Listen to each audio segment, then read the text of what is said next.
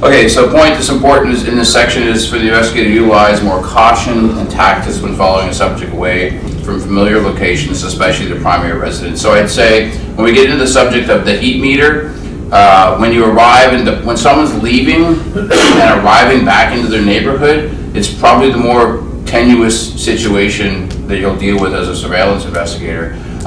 Two things happen.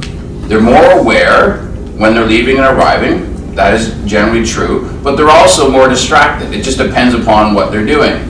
Like these days, they'll drive away and you'll see people pull over right away and they're just looking at their phones or responding to a text. They're doing a few things, looking at their map, getting their map set. They're using GPS. So when GPS first started, the interesting thing was